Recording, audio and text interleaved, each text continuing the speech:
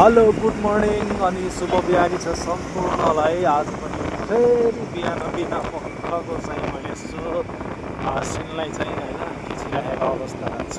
म चाहिँ ड्युटी हुनेको अवस्था विशेष त आज हिन्दू महान चाडको अब आज विजया दशमी भनेर आज दसैँको दिन पनि हो होइन।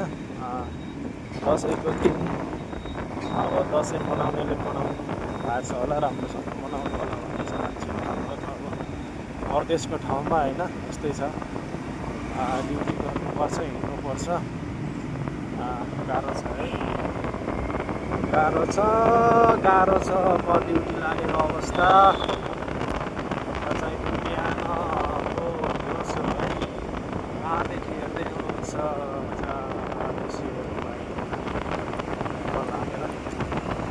आज ट्राफिक पनि खुल्ला छ।